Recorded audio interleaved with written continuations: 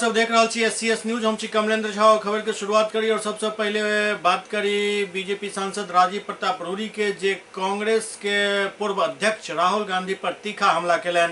राहुल गांधी पर बीजेपी सांसद राजीव प्रताप रूड़ी तीखा हमला केलन। ओ कहलन जे कांग्रेस के एतेक पैघ नेता के बाजऽ तक नहीं आबैत अछि। ओ कहलन जे राजनीतिक रूप से कांग्रेस पूरा हताश अछि। ई दुर्भाग्यपूर्ण अछि जे राहुल गांधी आई तरह के अनर्गल बयानबाजी कर रहा छथि। हुनका देश और सदन से माफी मांगबाक चाही। के भीतर 56 पर चली आई और इसके बाद भी शायद इन नेताओं को और विशेष करके राहुल जी को जो कभी कभी 2500 कहते हैं, उन्होंने फिर एक ऐसे शब्द का उपयोग किया है और कांग्रेस पार्टी के इतने बड़े नेता होकर के भारत के ऊपर ये टिप्पणी करना, rape in India is make in India, और इस प्रकार का तुलनात्मक शब्द उपयोग करना मुझे दिखाता है कि राजनीतिक रूप से कांग्रेस पार्टी का पूरा हरास है। जो दुर्भाग्यपूर्ण है, उन्हें माफी मांगना चाहिए था। सदन समाप्त हो गया, एडजर्न हो चुका है, लेकिन कांग्रेस का गिरावट के कई कारणों में से ये प्रमुख कारण है जो उनके नेताओं का बर्ताव है, विशेष करके राहुल जी का दुर्भाग्यपूर्ण हम कह सकते हैं। रूड़ी जी, आज का बयान क्योंकि ये है राहुल गांधी का कि मेरा नाम राहुल सावरकर नहीं है जब मैं माफी मांगूंगा, मेरा नाम राहुल गांधी है। उन्हें देश के इतिहास से कोई बहुत लेना देना नहीं, क्योंकि खानदान की राजनीति में आज तक 70 वर्षों में उन्होंने अपने नाम पर देश का शासन किया है, परिवारवाद के नाम पर। परिस्थितियां बदल गई हैं, उन्हें तो कल सरदार पटेल भी नहीं दिखेंगे, वीर सावरकर भी नहीं देखेंगे। हो सकता है कल के दिनों में महात्मा गांधी का भी परिभाषा और महात्मा गांधी भी भारत में राष्ट्रपिता थे, शायद ये भी भूल जाए, क्योंकि परिवार की संपत्ति की तरह देश की राजनीति में रहे हैं, तो कोई आश्चर्य नहीं है ऐसे शब्दों का उपयोग। सीएबी को लेकर के जेडीयू में 2 ग्रुप हो गया। बिहार जेडीयू में कुछ अनबन चल रही है। मुझे नहीं लगता है कि ये बात सही है। जो जिस पर आप टिप्पणी कर रहे हैं, उस समाचार को मैंने भी पढ़ा है। पटना के यातायात के समस्या से हम सब अपनी समस्या को दूसरे ये कहा जो दीघा से सोनपुर के बीच में पुल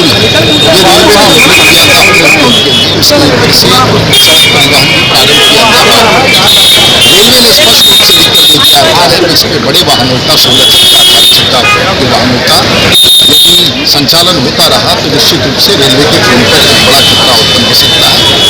रेलवे ने लिखित रूप से बिहार सरकार को दे दिया।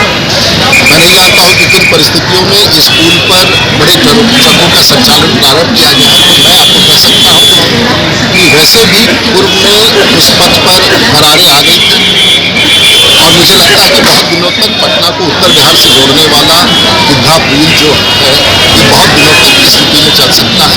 दुर्घटना के लिए यदि होगा तो पूरी तरह से वो अधिकारी जिम्मेदार होंगे जिन्होंने इस निर्देश को जारी किया है। ये बिल्कुल गलत है, तकनीकी रूप से गलत है, प्रशासनिक रूप से गलत है, और आज पूरे उत्तर बिहार की जनता जो इस पथ पर इसका लाभ उठा रही थी वो अत्यंत पीड़ा में है, परेशान है। सोनपुर की जनता परेशान है और मुझे लगता है कि सरकार को और विशेष करके उन अधिकारियों ने जिन्होंने यह निर्णय लिया है इस दीघा सोनपुर पुल के ऊपर संचालन करवाने का, इस पर अविलंब रोक लगानी चाहिए। मुख्यमंत्री नीतीश कुमार से मुलाकात के बाद नाराज चल रहा प्रशांत किशोर के अब सुर बदल गेल हन। मुख्यमंत्री नीतीश कुमार से मुलाकात के बाद प्रशांत किशोर के सुर बदल गेल। प्रशांत किशोर कहलन जे जेडीयू के एनआरसी के विरोध करबाक चाही। प्रशांत किशोर कहलन जे पार्टी के एनआरसी के विरोध करबाक चाही, कियाक त नागरिकता संशोधन बिल और एनआरसी अगर दुनू आबि गेल तो ई देश के लिए खतरनाक है। मुख्यमंत्री जी को जो निर्णय लेना है वो लेंगे। आगे मुख्यमंत्री जी जब अपना जनजीवन का कार्यक्रम पूरा हो जाएगा तो उस पर वो विस्तार से चर्चा करेंगे। सर क्या बात है, you want to meet Nitish Kumar, क्या उनके इनविटेशन पे आप आए थे या अपने आप? हमारे नेता हैं, अध्यक्ष है पार्टी के। एनआरसी पर भी कोई बात, एनआरसी पर भी जो पार्टी का स्टांस है, नीतीश कुमार पहले भी कहा था एनआरसी के पक्ष में नहीं है उस पर, लेकिन पार्टी का जो स्टांस है वो स्वयं नीतीश जी बताएंगे अरविंद केजरीवाल के मुद्दे पर कुछ टिप्पणी आपकी? अरविंद केजरीवाल का जो है हाईटेक का मामला है उसका sir Prashant ji, is your stand still the same which you tweeted on CAB? मुझे जो सीएबी पर जो मुझे बात कहनी थी मैंने कहा है, पार्टी को जो करना था पार्टी ने किया है। अब इस पर आगे जो भी बात है वो माननीय मुख्यमंत्री स्वयं से करेंगे। उन्होंने बताया है कि आप अपने आरसीपी बहुत हमलावर हैं प्रशांत जी, आरसीपी काफी हमलावर हैं, यहाँ पर कह रहे हैं कि बाहर जाना है तो चले जाएं। ऐसा है, आरसीपी पार्टी में बड़े लीडर हैं, उन्होंने जो कह दिया उसको तूल लेने की जरूरत नहीं। सवाल ये उठता है कि इस तरह से क्या इस्तीफा देंगे आप? जो लगाया जा रहा है लगाए जहाँ तक नीतीश कुमार का सवाल है, उन्होंने इस बात को ही कहा है। उस पर ध्यान देने सर आरसीपी सिंह इस्तीफा मांग रहे हैं सर, क्या इस्तीफा देंगे आप? देश भर में उसमें आपको लगता है कि हाईकोर्ट लेवल आपको नहीं लगता है कि पार्टी के अंदर जिस तरह से खुल करके आपके खिलाफ मेरे खिलाफ अगर उन्होंने अपना मत जाहिर किया है, मुझे उससे कोई ऑब्जेक्शन नहीं है, मुझे कुछ कहना नहीं है। मैं व्यक्तिगत किसी पर कोई टीका टिप्पणी नहीं करना पार्टी के अध्यक्ष का मामला है, वो देखेंगे किसकी गलती है नहीं है, किसने बात सही की, वो सब कुछ कहा है कि आप मुझ पर छोड़ दीजिए। पर क्या आप अभी भी वही है जो हमने अपना जो स्टैंड रखा था वही है, हमने उसको पब्लिकली कहा है और वो सिर्फ नीतीश कुमार के लिए नहीं कहा है, मैंने सारे लोगों के लिए कहा है उस स्टैंड पर। बहुत सारे मुस्लिम एमएलएज और MLCs have expressed their concern on parties stand on CAB. मुख्यमंत्री जी सबसे मिल रहे हैं, पार्टी के अध्यक्ष को है, फाइनल डिसीजन उनको लेना है। बिल पर जो उन्होंने विरोध किया है, जो लोकसभा राज्यसभा उधर से सामने से छवि को नुकसान पहुंचा है जेडीयू को और मुख्यमंत्री नीतीश कुमार को। छवि को नुकसान पहुंचा है ऐसा तो मैं पीछे दिख रहा है, ये कहना मुश्किल है। मुख्यमंत्री जी का ये कहना था कि एनआरसी जहाँ तक है वो हम लोग उसके पक्ष में नहीं रहे हैं, उसके पक्ष में नहीं है। अगर एनआरसी न लागू हो, आप एक बात तो समझिए कि सीएबी एनआरसी के साथ में डेंजरस है। अगर एनआरसी न हो तो सीएबी पर से में कोई बहुत परेशानी नहीं होगी। ये नागरिकता देने का बिल है, उसमें दिक्कत नहीं है, लेकिन जब आप उसको एनआरसी छोड़ देते हैं दिल्ली आम आदमी पार्टी का चुनाव इस बार कैंपेनिंग आप कर रहे हैं, उसमें क्या स्टैंड लीजिए, क्या कहना चाहिए? आम आदमी पार्टी का चुनाव अभियान है या तृणमूल का चुनाव अभियान है, वो आईपैक संस्था करती है, वो उनका प्रोफेशनल काम है, वो कर रहे हैं। मैं आईपैक नहीं चलाता हूँ, मेरा आईपैक से एसोसिएशन है। IPAC is not owned by me. जो लड़के चलाते हैं अगर उनको जरूरत होती है, मैं जरूर से जुड़ा हुआ हूँ, इससे इनकार नहीं है, लेकिन आईपैक चलाता मैं नहीं, और आईपैक कई तरह के काम करती है। उसमें वो 2020 का कमान आप संभालेंगे बिहार में? ये पार्टी के अध्यक्ष तय करेंगे कौन। 2020 का जो कमान है वो नीतीश जी संभालेंगे। पिछला दिन समस्तीपुर में राष्ट्रीय लोक अदालत के आयोजन कयल गेल, जाहिमे कई मामला के निपटारा भेल। राष्ट्रीय विधिक सेवा प्राधिकार के निर्देशानुसार जिला विधिक सेवा प्राधिकार समस्तीपुर के द्वारा राष्ट्रीय लोक अदालत के आयोजन कयल गेल, जेकर उद्घाटन दीप प्रज्वलित कर जज चंद्रशेखर झा, पुलिस अधीक्षक विकास बर्मन, परिवार न्यायालय के न्यायाधीश पीयूष कमल दीक्षित, सुजीत कुमार श्रीवास्तव, सत्यभूषण आर्या संयुक्त रूप से कयलनि। एहि अवसर पर जनसभा के संबोधित करैत जिला जज कहलनि जे केस लड़नाइ कोनो बहादुरी के काम नहीं अछि, एकरा सहूलियत से निपटा लेबाक चाही। पुलिस अधीक्षक विकास बर्मन कहलनि जे न्यायालय के हमर सबके हर संभव सहयोग रहत। जिला विधिक सेवा प्राधिकार द्वारा कुल 10 टेबल के गठन कयल गेल छल, जाहिमे कई मुकदमा के निपटारा भेल।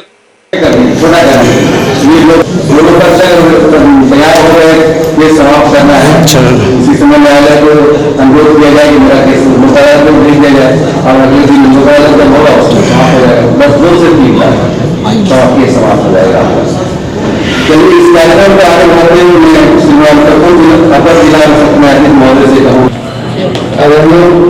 जिला न्यायाधीश अध्यक्ष जिला विधिक सेवा प्राधिकार समस्तीपुर, एसपी साहब, सचिव साहब, उपस्थित फील्ड जज साहब एवं एडीजे साहब, अन्य सारे जुडिशियल अफसर्स, आज हम लोग पुनः राष्ट्रीय लोक अदालत के तहत जिला लोक अदालत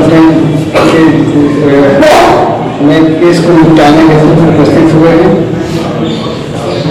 इसका उद्देश्य छोटे छोटे जो सुलझाने मामले हैं जिसके लिए 2000 कोर्ट का चक्कर काटते हैं उसको दोनों पक्षों की सहमति से और अच्छे माहौल में उसको खत्म किया जाता है। क्योंकि प्राय देखा आज सालों साल चलते रहते हैं जिससे एक अपना परिवार का माहौल गांव का माहौल सारा खराब रहता है। वही अगर लोक अदालत के थ्रू हो जाता है तो एक अच्छे माहौल समाप्त होता है। इसलिए हम लोग चाहेंगे कि ज़्यादा ज़्यादा केसेस हो, जो भी हो ज़्यादा ज़्यादा केसेस जो है समाप्त करवाने का हम लोग कोशिश करें और उस पालन के आगे ही हम लोग उससे हम लोग हम नहीं सकते। कोई भी किसी तरह के बारे में विवाद कर वो समाप्त हो सकता है, समाप्त हो सकता है। वो विवाद अगर पूरी प्रक्रिया को समाप्ति प्रक्रिया को पूर्ण नहीं करेगा तो हम लोग समाप्त नहीं करेंगे। उसी न्याय प्रक्रिया को छोटा करने का ये उपाय है लोग आइए अपने बातों को सहमति से विद्यमान करके दूसरे बारे में अनुरोध होगा कि आपके लोग अदालत का आयोजन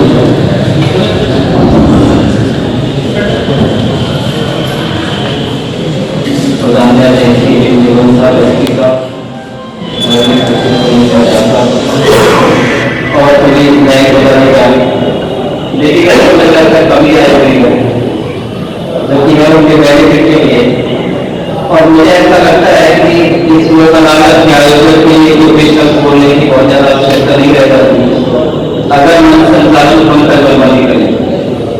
मैंने इस बात को नोटिस किया कि कोई भी व्यक्ति जब बोल रहे थे उनके बाद जो पंकज वर्मा जी की अपनी भूमिका होती है प्रवक्ता के लिए वो बहुत सराहनीय है। मैं एक निवेदन करूंगा कि हमें ताली बजनी चाहिए कि सुंदर बहुत मुश्किल होता है शुरू में आकर के मन संचालन के लिए खड़ा होता है सामने कुर्सियां खाली पड़ी होती है और सबसे ज्यादा टेंशन होती है जिसने आयोजन किया होता है। अभी जब मैं ऊपर गया तो सामने देखा कि खड़े हुए भाग रहे थे कि कुर्सी को खाली की जगह तो मैंने कहा कि घबरा कर शायद साहब कहते जिसकी बेटी की शादी होती है उसको टेंशन तो होती है तो इस बिना जैसी बात और ये आप भी जानते हैं मैं भी जानता हूँ सब जानते हैं कि सच में इनकी बेटी की शादी नहीं हुई परंतु कोई व्यक्ति अपने किसी कार्य को चाहे ऑफिशियल काम से कैसा भी हो अगर इसको व्यक्तिगत मार्ग नहीं करना है तो वाकई को धन्यवाद बढ़ाए और शाबाशी का पाओ। एक बार फिर से लोग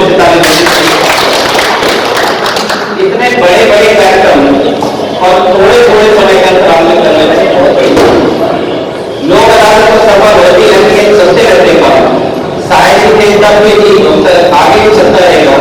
हाई कोर्ट से भी हमारे ऊपर डायरेक्शन आती रहेगी कि ज्यादा ज्यादा मामले उठाओ इनके एसपी साहब के पास भी आती रहेंगी वकीलों पर भी अपनी तरह का दबाव रहेगा लेकिन ये जो कार्यक्रम छोटे छोटे अंतराल में अपना समर्थन नहीं करना ये वाकई बहुत प्रशंसनीय कार्य है।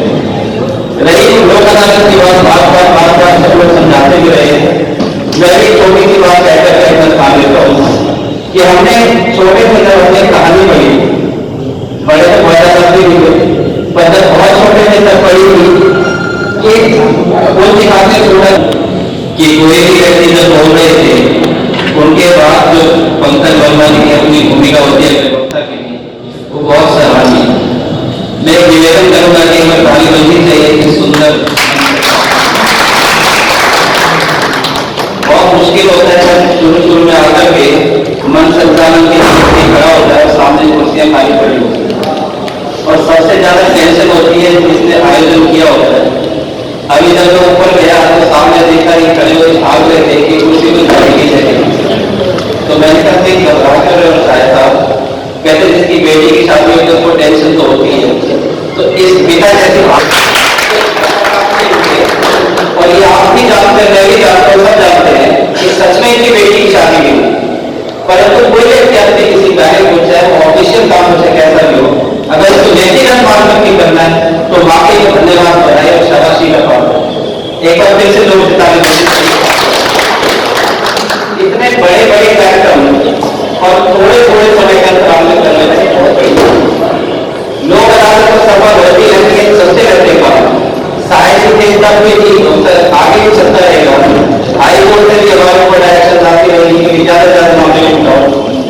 एसपी साहब के पास भी आती रहेंगी, वकीलों पर भी अपनी तरह का दबाव रहेगा, लेकिन ये जो कार्यक्रम छोटे छोटे अंतराल अपना समर्थन नहीं करना, ये वाकई बहुत प्रशंसनीय कार्य है।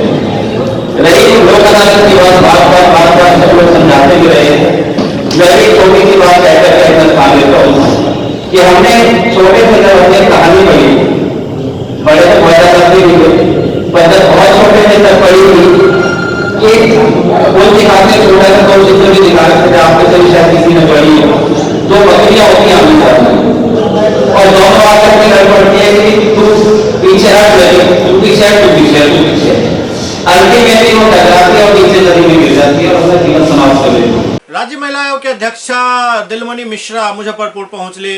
मुजफ्फरपुर के अहियापुर थाना क्षेत्र में दुष्कर्म में विफल होय के बाद जिंदा जलाल गेल युवती के हालत गंभीर भेल जा रहल अछि। अपोलो बर्न अस्पताल में हुनक इलाज चलि रहल अछि। जीवन और मौत से जूझि रहल छथि ओ। परिजन सब बेहतर इलाज के लेल अन्यत्र लऽ जाय के मांग कऽ रहल छथि। राज्य महिला आयोग के अध्यक्ष दिलमणि मिश्रा महिला उत्पीड़न के 4 कांड के समीक्षा के बाद मुजफ्फरपुर सर्किट हाउस पहुंचकर सिटी एसपी के कहलनि जे एहि पूरा मामला में दोषी के खिलाफ तुरंत कार्रवाई हेबाक चाही। निर्धारित समय सीमा के अंदर चार्जशीट दायर करे के वो निर्देश दिले। देखिए, लड़की के जो सुविधा के बाद मुआवजा के बात था कि लड़का जो गिरफ्तार हुआ है उस पर क्या कार्रवाई हो रहा है, ये सब पर था। तो अभी हमने बात की है, एसएसपी साहब आए हुए हैं, सिटी एसपी साहब आए हुए हैं, तो मुआवजा 8 लाख हो गया है। 3 दिन से 4 दिन के भीतर लड़की को मिल जाएगा। और जो भी वहाँ खर्च हो रहा है, अभी उनसे कहे हैं कि वहाँ 2 लाख रुपया खर्च हो गया है और डॉक्टर बोल रहा है कि और होगा, तो बोले कि हम डीएम साहब से बात करके उसको भी हम करवा देंगे। और जो भी धारा लगना चाहिए जो थाना में नहीं लगा था वो सब लग गया है। लड़का सभी दोनों गिरफ्तार हो गया है। अभी बोले हैं कि अब ये जो मुआवजा है वो उसको मिल जाएगा, जो भी सुविधा है वो सब हो जाएगा। लड़का को कार्रवाई कड़ी से कड़ी कार्रवाई होगी, वो बचेगा नहीं। पुलिस की कार्यशैली पर भी सवाल उठे थे, उस पर क्या बात? हाँ, उस पर भी हुआ है कि जो साल भर पहले जो यहाँ थाना प्रभारी था उसका केस नहीं लिया, तो अभी सिटी एसपी जी से बात हुआ है तो ये बोले हैं कि उस पर भी हम कार्रवाई करेंगे तुरंत। जनाधिकार पार्टी के अध्यक्ष पूर्व सांसद पप्पू यादव एनआरसी और कैब के विरोध में धरना प्रदर्शन कयलनि। केंद्र सरकार द्वारा लागू कयल गेल कैब के साथ राज्य और देश में महिला सब पर भऽ रहल हिंसा के विरोध में जनाधिकार पार्टी के अध्यक्ष पप्पू यादव धरना पर बैस गेला। जहाँ प्रमुख केंद्र सरकार पर देश के बांटे उन्माद फैलावे के आरोप लगौलनि। पप्पू यादव कहलनि जे देश में जे हिंसा भऽ रहल अछि एकर जिम्मेवार केंद्र सरकार अछि। ओ कहलनि जे नॉर्थ ईस्ट कश्मीर के देश से अलग करे के साजिश कयल जा रहल अछि। लाठी चलाने वाले पुलिस को मुअत्तल करना होगा। अधिकारी को फांसी दो, फांसी दो। एनआरसी के नाम पर भारत का बंटवारा बंद करो, बंद करो, बंद करो। छात्रों पर जुल्म करना बंद करो, बंद करो, बंद करो। छात्रों पर गोली चलाना बंद करो, बंद करो, बंद करो। अरे छात्रों पर गोली चलाना बंद करो। मुझे समझ में नहीं आता, इस देश का हर वह लोग जो प्रगतिशील है, दिल्ली जिससे नहीं संभलता उससे देश संभलेगा। दिल्ली के अमन को बिगाड़ने वाला और नॉर्थ ईस्ट जो मेरे प्रकृति की गोद का कश्मीर, त्रिपुरा जो मेरी ताकत और ऊर्जा थी, जब आप वहां गोलियों को 20,000 सेना को आपने भेज दिया, 20,000 सेना। आसाम में 26 बटालियन। क्या दिखाते हैं ये प्रधानमंत्री जी? आप कब तक गोली बंदूक पर, आप गोली बंदूक के नोक पर हमारी डेमोक्रेसी को चुप करोगे? इस गोली बंदूक को रोको, अन्यथा पप्पू यादव जैसे करोड़ों लोग मरने की तैयारी से बैठा है और ये तैयारी दिल्ली के संतलन तक जाएगी। ये मैं आपको बता देता हूं। गोली और बंदूक के नोक पर हम लोकतंत्र और मानवता को खत्म नहीं होने देंगे। लाठी गोली के अलावा इसके पास है क्या? हमारे छात्र नायक को मारा, एसएफआई के लीडर को मारा, सभी छात्र नायकों को मारा और लगातार हमला और बेटियों पर हम बख्शेंगे क्या? 19 तारीख को बिहार बंद का कॉल दिया है। फांसी, नौरगुना में फांसी, शेल्टर हाउस में फांसी, मुजफ्फरपुर कांड फांसी, बीएन कॉलेज में फांसी, उन्नाव में फांसी, उड़ीसा का फांसी। हम फांसी चाहते हैं। सेंगर और चिन्मयानंद का फांसी, हम फांसी चाहते हैं। बेटियों के साथ न्याय और हिफाजत के लिए हम आज बैठे। हम चाहते हैं संविधान के तहत यह देश चले। यह देश एक पार्टी के एजेंडे के तहत यह देश नहीं चले, इसीलिए हम आज बैठे हैं और आवाज देंगे 19 तारीख को। जन अधिकार छात्र परिषद, युवा मोर्चा, जन अधिकार पार्टी उसके पीछे रहेगी। वामपंथ पार्टी के सारे विंग, एसएफआई, एनओसीआई, भीम आर्मी, सभी लोग और निकलेंगे आवाज देने के लिए। बचाओ संविधान की रक्षा करो, राष्ट्रीय एकता को बचाओ, देश के अमन को बचाओ और नफरत और उन्माद के आधार पर भारत के टुकड़े करने वाले इस दुश्मन को, जुल्मी सरकार के खिलाफ आवाज दो। समस्तीपुर में मृत महिला के इलाज के नाम पर 30,000 रुपया ठग लेल गेल। समस्तीपुर के उजियारपुर गांव में देर रात इलाज करबाबो आयल एकटा महिला के मौत भेला के बावजूद हुनक परिजन से 30,000 रुपया अस्पताल प्रशासन द्वारा ठग लेल गेल। डॉक्टर प्रभु दयाल शर्मा के क्लिनिक में जखन महिला के इलाज शुरू भेल तो उनका परिजन से 30,000 रुपया के मांग कयल गेल, लेकिन बाद में पता चलल जे महिला के मौत तो पहले ही भ चुकल छल। 30,000 रुपया मरीज के परिजन से ठग लेल गेल।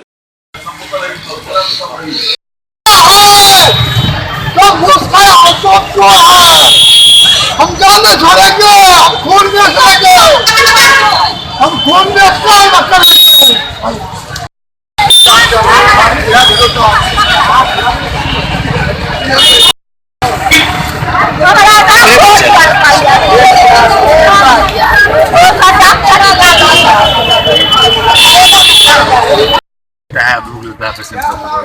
कितने लग पैसा वैसा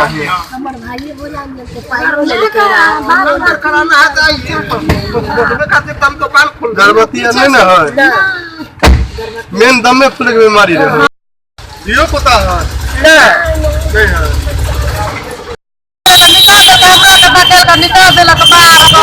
नहीं है। दो लाख रुपया कौन जमा किया था? हम किए थे। किसको लेके आए थे यहाँ भर्ती कर? बेटी था। क्या नाम हुआ? मनीषा कुमारी। आपका नाम क्या हुआ? हम पार्वती देवी। घर का चिकित्सक की मृत्यु के दौरान ऐसा हुआ है, सूचना मिला था, सूचना हम आए हैं। किस क्या सूचना मिला था कि कोई घटना घट गई है, मृत्यु हो गई है, उसी को देखने सत्यापन के लिए क्या पाया कि मृत्यु क्या भी है, उससे परिजनों को देखा जा रहा है, उससे ध्यान दिया जाएगा क्या आगे कार्रवाई होगी। मोतिहारी में जल जीवन हरियाली अभियान के लेकर 4 दिवसीय प्रशिक्षण शिविर के आयोजन कयल गेल। जल जीवन हरियाली, नशा मुक्ति, बाल विवाह एवं दहेज उन्मूलन के पक्ष में राज्यव्यापी मानव श्रृंखला 19 जनवरी के निर्धारित अछि, जाहि के लेकर 4 दिवसीय आवासीय कला जत्था प्रशिक्षण मोतिहारी के मंगल सेमिनरी +2 उच्च विद्यालय में आयोजित कयल गेल। 15 तारीख से शुरू भेल ई प्रशिक्षण शिविर 18 तारीख तक चलत। में और दिशा निर्देश में और साज सज्जा को लेकर के ये सारे कार्यक्रम जो किए जा रहे हैं, इससे हमारे चंपारण की बहुत गरिमा बढ़ रही है और हम चाहेंगे कि इसमें और 4 चांद लगाया जाए। बच्चों को थोड़ा सूक्ष्म ढंग से उसको प्रशिक्षित किया जाए ताकि लगे कि एक स्वर में, एक ताल में सारे कार्यक्रम हमारे हो रहे हैं। तो इसके लिए बहुत बहुत आप लोगों को धन्यवाद और इस कार्यक्रम को आप लोग सफल बनाने, इसके लिए हमारे पदाधिकारी की तरफ से और हम सभी की तरफ से आप लोगों को धन्यवाद।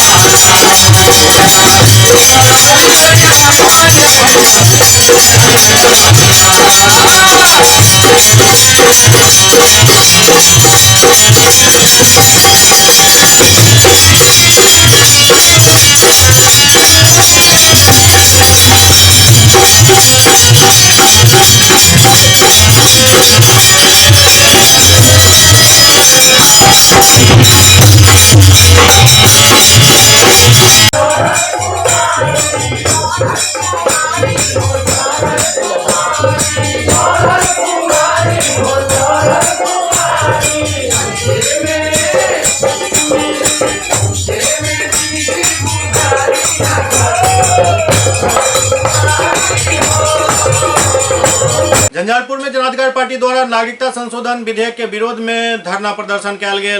जनाधिकार पार्टी के कार्यकर्ता सब झंझारपुर में नागरिकता संशोधन बिल के खिलाफ अनुमंडल परिसर स्थित अंबेडकर प्रतिमा के समीप एक दिवसीय धरना प्रदर्शन केलन। धरना प्रदर्शन के नेतृत्व जिला अध्यक्ष चंद्रशेखर यादव केलन। ओ कहलन जे राज्य स्तरीय कार्यक्रम के तहत आई के धरना प्रस्तावित है। बिहार सरकार और भारत सरकार के सत्ता के नशा भ गेल। पूरा बिहार में बेटी पर अत्याचार और अपराध बढ़ रहा है, जरा रोके के बजाय लोग सब समाज के बांटे के काम कर रहा है। धरना स्थल पर अति पिछड़ा प्रकोष्ठ के जिलाध्यक्ष सत्यनारायण गुप्ता से मौजूद चला। आवाज तो हम एक हैं, एक है। गुंडागर्दी नहीं चलेगा, नहीं चलेगा, नहीं चलेगा। नागरिकता संशोधन बिल को वापस लो, वापस लो, वापस लो। चलेगा। आवाज तो हम एक हैं, एक है। नरेंद्र मोदी हाय हाय, हाय हाय हाय हाय। अमित शाह हाय हाय, हाय हाय। नीतीश कुमार हाय हाय, हाय हाय। राष्ट्र प्रशासन होश में आओ, होश में आओ, होश में आओ। बचाना होगा, बचाना होगा, बचाना होगा। तो हम एक है, एक है। इनकलाब जिंदाबाद, जिंदाबाद, जिंदाबाद। प्रदेश महासचिव विभा देवी, ये जो नागरिकता क्या है? एक भ्रष्टाचार जाए, मोदी का मनमानी है। ये मतलब जो मोदी का मुद्दा है वो मुद्दा छोड़ के दूसरे मतलब पर यहाँ जो आदमी है उसको मन को भटक मतलब कुरास्ता दिखा रहा है ताकि लोग का नज़रिया उधर जाए और मैं अपना मनमानी कर सकूं। जो मुद्दा था उनका, जो बेटी बचाओ बेटी पढ़ाओ, लेकिन ये कहाँ गया? उनका मुद्दा कहाँ चला गया? न बेटी बचेगी तब ना। दिन में सेकेंड में इतना रेप होता है कि अब तो गिनती करना भी मुश्किल हो गया उन लोगों के लिए। मैं सत्यनारायण गुप्ता, अति पिछड़ा प्रकोष्ठ के प्रदेश महासचिव। ये बिल के खिलाफ, नागरिकता बिल के खिलाफ, ये बिल जो है सो एकदम जो है सो देश बांटने वाला बिल है, इसका हम विरोध करते हैं। शेखर यादव, जिला अध्यक्ष जनाधिकार पार्टी। आज हम लोग नागरिकता संशोधन बिल के खिलाफ यहाँ पर धरना पर बैठे हुए हैं। जो पूर्ण तरह यह बिल देश को बांटने वाले बिल है। डॉक्टर भीमराव अंबेडकर जो संविधान बनाए थे, उस संविधान को के साथ छेड़छाड़ किया जा रहा है। जब से नरेंद्र मोदी जी की सरकार और ये अमित शाह जी की सरकार आए हैं, तब से हिटलर सैया और हिटलर वाला राज बना लिया है। ये तो हिटलर के भी समय में इस तरह से नहीं था जिस तरह से आज किया जा रहा है। पूरे भारत में बलात्कार हो रहा है। कहाँ ध्यान है आपको बलात्कार पर? किस पर कार्रवाई हुआ? एक आदमी को आप फांसी पर नहीं लटका पाए और डेली आप नियम बदलते हैं, कानून बदलते हैं। कानून बदलने से क्या होगा? कि कानून को पालन करने से होगा। बिहार में नीतीश कुमार की सरकार है। एक तरफ आप इस बिल को लोकसभा और राज्यसभा में समर्थन देते हैं, दूसरे तरफ आप वोट के लिए नौटंकी करते हो कि अब हम बिहार में एनआरसी लागू नहीं होने देंगे। आप तो एनआरसी लागू कैसे नहीं होने दीजिएगा? आप तो वहां जाकर के लोकसभा में आपका सांसद, आपका राज्यसभा सांसद बिल पास करवा दिया चुका है। तो फिर बिहार में आप किस तरह की आप नौटंकी कर रहे हैं? ये नौटंकी नहीं चलेगा।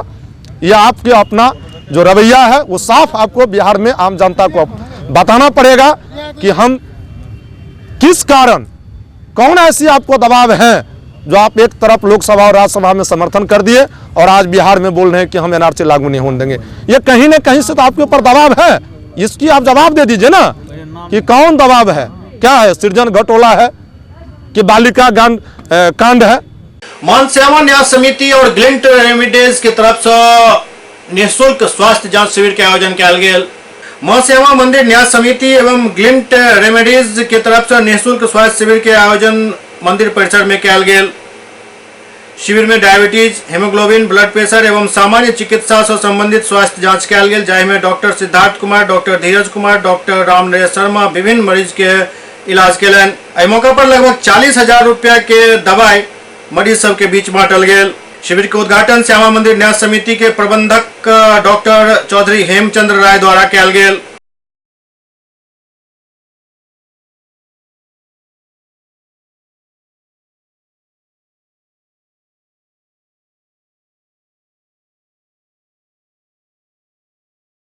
ललित नारायण मिथिला विश्वविद्यालय के छात्र संघ चुनाव में लगातार तेसर बेर अखिल भारतीय विद्यार्थी परिषद द्वारा जीत दर्ज कराओल गेल।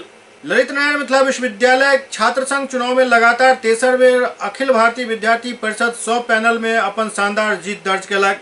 एहि के लेल विजयी उम्मीदवार द्वारा कहल गेल जे ई जीत विश्वविद्यालय और महाविद्यालय के विद्यार्थी परिषद द्वारा लगातार कयल जा रहल सकारात्मक विकास कार्य और सक्रियता के जीत अछि।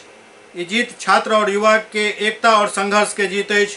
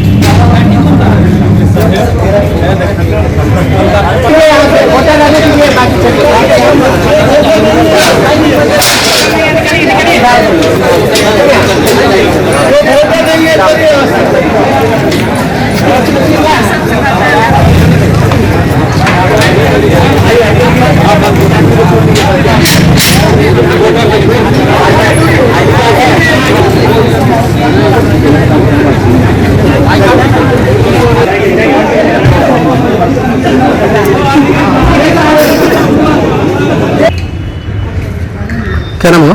पंकज कुमार। कहाँ से? उमा पांडे कॉलेज पूसा। उमा पांडे कॉलेज पूसा। आज जो आपने मतदान किया है क्या सोच कर किया? जो हमारे देश में जो चल रहा है अभी करप्शन वगैरह, तो नई युवाएं आएंगे तो आज के जनरेशन के सोच के हिसाब से नई नई चीज़ डेवलप होंगे। यूनिवर्सिटी में कॉलेज वगैरह सभी जगह हमारे देश में। क्या लग रहा है पढ़ाई का स्तर कम हो रहा है यूनिवर्सिटी में या? मेरे हिसाब से चल रहा है, लेकिन अभी इसे और भी डेवलप करने की ज़रूरत है। अभी आपने मतदान किया है, क्या सोच कर किया है, कैसा अध्यक्ष चाहिए? मैंने जो मतदान किया है और अपना वोट, अपना कीमती वोट इन लोगों को दिया है, ये सोच कर दिया है कि हमारा यूनिवर्सिटी जो है प्रोग्रेस करे और हमारे लिए कुछ भी अच्छा करे और सबके लिए अच्छा करे, और ख़ासकर गर्ल्स इम्प्रूवमेंट जो है हमारे यहाँ वो बिहार में वो ज़्यादा डेवलप करे। कुछ दिनों से देखा जा रहा है कि यूनिवर्सिटी के अंदर जो छेड़छाड़ की घटना हो, चाहे महिलाओं को, जो लड़कियों को लेकर के जो। जी, तो मैं इसमें क्या बोल सकती हूँ, क्योंकि मेरे आगे आने से नहीं होगा ना। 10 लोग जब तक आएंगे नहीं आगे सामने तब तक कुछ हो नहीं सकता। तो मेरी बस ये रिक्वेस्ट है सारी गर्ल्स से कि वो अपना सोच चेंज करे और हर चीज़ को लेके एक्टिव रहें। और ऐसी कोई भी अगर ये इशू क्रिएट होता है ना, तो ऐसे में ये नहीं कहा जा सकता है कि लड़कियां ऐसा पहनती हैं या इतने दूर घूमती हैं। तो लड़कियों को ब्लेम ना करें, अगर चेंज करना है तो अपना सोच चेंज करें। क्या नाम आपका? जी, मेरा नाम नेहा सिंह हुआ। कहाँ से थी? जी, मैं समस्तीपुर से हूँ। सीएम कॉलेज में आपदा न्यूनीकरण एवं नागरिक सशक्तिकरण विषय पर एक सेमिनार के आयोजन किया गेल। सीएम कॉलेज में आपदा न्यूनीकरण हेतु नागरिक सशक्तिकरण विषय पर एक व्याख्यान के आयोजन किया गेल। प्रत्येक व्यक्ति के आपदा के जानकारी एवं ओके प्रति सतर्क भेनाइ आवश्यक बताओल गेल। आपदा के प्रति हमरा सबके संवेदनशील हेबाक चाही। प्राकृतिक एवं मानवीय आपदा के प्रति प्रायः आम लोग उदासीन होइत छथि, जे अधिक बर्बादी के कारण बनि जाइत अछि। आई घर में न तो फर्स्ट एड के बॉक्स अछि, न ही ओकर कोनो जानकारी या प्रशिक्षण लोग सबके अछि। हमरा सबके चाही जे आपदा के सही जानकारी और पूर्ण जानकारी हेबाक चाही, ताकि हम सब सतर्क रही और एहन कोनो परिस्थिति में प्रथम उपचार हम सब खुद कर सके। ई बात व्याख्यान के मुख्य वक्ता के रूप में भारतीय पुलिस सेवा से अवकाश प्राप्त IPS कमलेंद्र पासवान कहलन। वो बतौलन जे भारत के करीब 59% भूमि भूकंप तथा 68% भूमि बाढ़ से प्रभावित अछि। आपदा के समय परिवार, पड़ोसी, सिविल, पुलिस, सेना एवं स्वयंसेवक एवं अन्य राहत एजेंसी के महत्वपूर्ण भूमिका होइत अछि, जाहि में तालमेल बनेनाइ सबसे ज्यादा आवश्यक होइत अछि। उदासीनता है कि हम घर में एलपीजी गैस से खाना तो बनाते हैं, बट हमारे पास कोई फायर एक्सटिंग्विशर नहीं है। यदि कभी उसमें आग लग जाए तो मैं समझता हूं कि 90% से अधिक घरों में या ज्यादा भी हो सकती है, कोई उसके लिए नहीं। हम सभी लोगों के घर में बच्चे हैं, चाकू है, छुरी है, परंतु फर्स्ट एड बॉक्स बहुत कम मकान में मिलेगा। किसी बच्चे का हाथ कट गया, कुछ हो गया, जल गया, तो बर्नॉल खोजने से नहीं मिलेगा। उदाहरण दे रहा हूं, ये नहीं मिलता है। हम लोग इस हद तक उदासीन है, तो हमें इस उदासीनता को से ऊपर उठना है। तभी ये होता है। तो जब कोई आपदा आती है तो उस पर कौन एक्शन लेगा? सबसे पहले तो उस घर के लोग लेंगे। सबसे पहले तो उस घर के लोगों को उस पर एक्शन लेना है। मान लो कि पंखा गिर गया या फिर वो आग लग गई, तो उस परिवार के लोगों को, मैंने घर यूज इस्तेमाल हाउस होल्ड कर रहा हूं क्योंकि आपदा हॉस्टल में लगी तो हॉस्टल में तो परिवार है नहीं, तो इसीलिए हाउस होल्ड वर्ड यूज किया हूं मैंने। ये कैसे भाग गया? दूसरा रिस्पॉन्डर है जो इस पे मदद के लिए आएगा, वो है नेबरहुड। आपके आसपास के लोग, इस क्लासरूम में कुछ हो गया तो बगल के क्लासरूम से आ जाएंगे, टीचर्स रूम से आ जाएंगे, हॉस्टल से आ जाएंगे।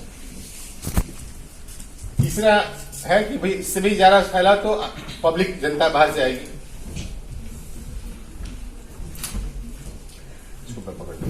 कि भाई इनको इसमें मदद करनी है। ये जो एम्पावरमेंट होना चाहिए, जो स्किल डेवलपमेंट होना चाहिए, कहीं न कहीं जैसा कि मुश्ताक साहब ने कहा, उसमें हम लोग पीछे रह गए हैं। निश्चित रूप से मैं इकोनॉमिक्स डिपार्टमेंट को और अपने प्रिय प्रधानाचार्य मुश्ताक जी को, साथ साथ सारे सहकर्मियों को धन्यवाद देता हूं कि बहुत ही कम समय में इन्होंने इस व्याख्यान को, विशेष व्याख्यान को आयोजित किया है। और विशेष बातें हमारे जो आज के मुख्य वक्ता हैं कमलेंद्र प्रसाद जी, उनके माध्यम से वो जो कुछ भी उस पर अपना विचार देंगे, निश्चित रूप से हम लोग उससे लाभान्वित होंगे। और कॉलेज के लिए भी यह एक ऐतिहासिक दिन है और हमारी इच्छा रहती है कि डिफरेंट जो फील्ड है, एकेडमिक्स में तो लोग हैं ही, एडमिनिस्ट्रेशन में, पुलिस में और बहुत सारे पॉलिटिक्स में भी लोग हैं जो बहुत नजदीक से एकेडमिक्स से जुड़े हुए हैं, वो आवें और हमारे बच्चियों को भी प्रेरणा मिले। इससे हम सबों को तो मिलेगी ही प्रेरणा, हमारे बच्चियों को भी प्रेरणा मिलेगी। और पूनम जी दिल्ली यूनिवर्सिटी में दयाल सिंह कॉलेज में मेरे ही सब्जेक्ट में अभी इन्होंने अवकाश ग्रहण किया है सितंबर में। आपका भाभी जी मैं विशेष रूप से स्वागत करता हूं और आप सबों को वो शब्द कहने के लिए बहुत बहुत धन्यवाद। रामगंज स्थित ग्लोबल हेल्थ केयर हॉस्पिटल में निःशुल्क चिकित्सा शिविर के आयोजन कयल गेल। रामगंज में नव खुलल ग्लोबल हेल्थ केयर हॉस्पिटल में निःशुल्क चिकित्सा शिविर के आयोजन कयल गेल। डॉक्टर नवीन कुमार के अध्यक्षता में चिकित्सा शिविर में लगभग 150 मरीज के मुफ्त इलाज कयल गेल। एहि दौरान मरीज सब के इलाज के साथ साथ दवाई सेहो देल गेल।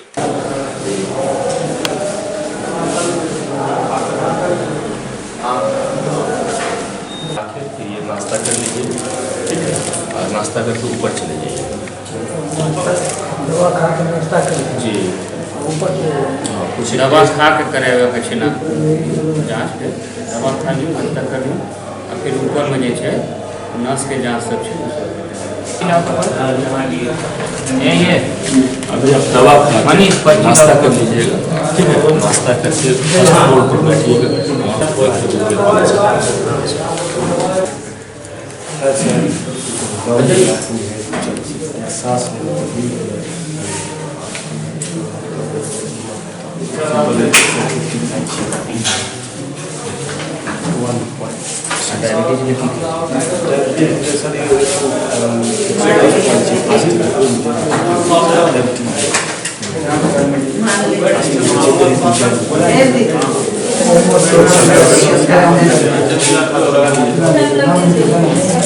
वो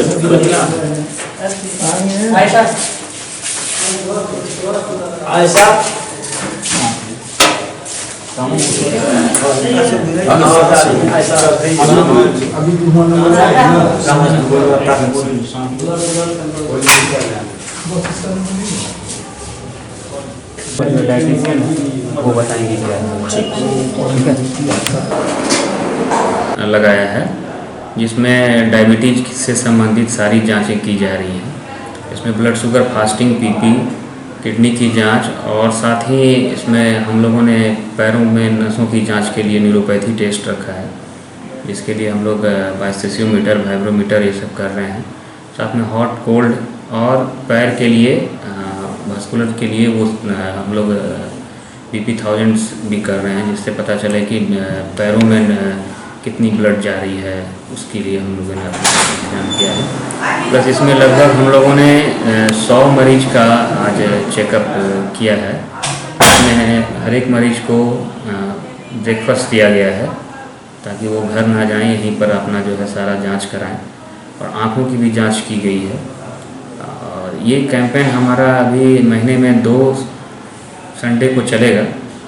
तो इस संडे को हम लोगों ने किया है, फिर अगले संडे को भी प्लान किया है। अगले संडे को भी सुबह 8 बजे से लेकर के 12 बजे तक कैंप करेंगे। जो भी डायबिटीज़ के मरीज़ हैं वो आकर के यहाँ पर जांच करा सकते हैं। ब्लड शुगर, फास्टिंग, पीपी और लीवर, किडनी वगैरह, आँख की, पैरों की जांच होगी। साथ ही अगर कोई भी मरीज़ जो डायबिटीज़ से ग्रसित हैं, जो आना चाहते हो या मिलना चाहते हो या समझना चाहते हो कि डायबिटीज़ उनको कैसे है और किस तरह से रहना है, उनको ज़िंदगी किस तरह से बितानी है, तो ऐसे मरीजों के लिए हम लोग जो है फिर वो किसी भी दिन आ सकते हैं।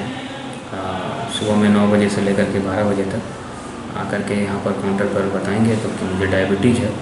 तो जो हम लोगों का रूटीन टेस्ट होता है वो करेंगे और उनको फ्री कंसल्टेशन भी देंगे। ये हम लोग जो ये 28 दिसंबर तक इसको हम लोग चालू रखेंगे। जो भी मरीज आएंगे डायबिटीज़ के और बताएंगे तो उनका हम लोग करेंगे, चाहे वो हमारे मरीज हों या नहीं हों या कहीं और दिखाते हों, वो आकर के यहाँ पर मिल सकते हैं। तो मेरा यही संदेश है कि डायबिटीज़ को सही तरीके से लोग समझें और उसको जानें, उससे डरे नहीं। कोई डायबिटीज़ बीमारी नहीं है, उसको जानने की ज़रूरत है, उसमें काउंसलिंग की ज़रूरत है। बहुत सारे लोग इसे समझते नहीं हैं कि क्या खाना है क्या नहीं खाना है। डाइटिशियन है, वो बताएंगे कि क्या खाना है क्या नहीं खाना है।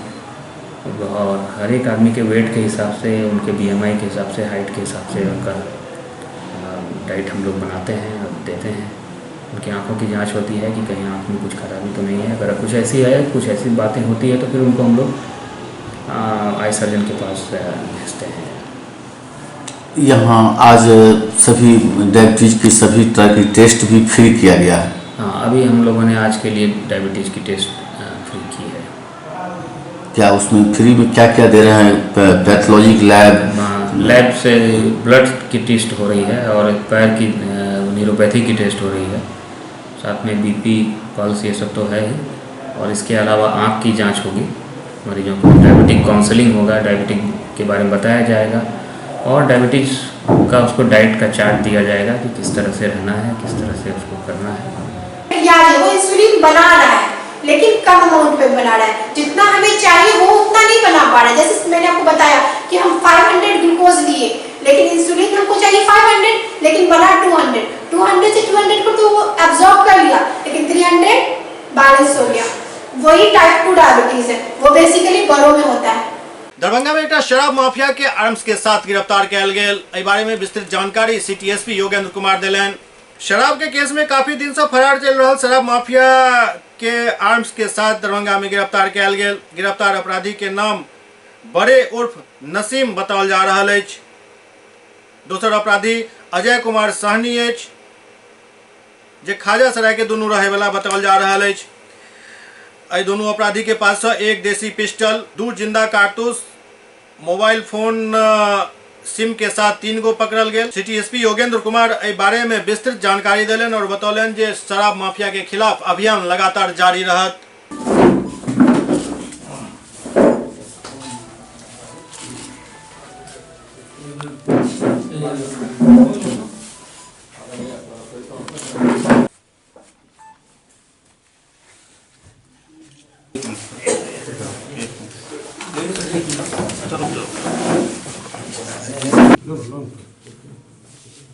रिवॉल्वर से ले ले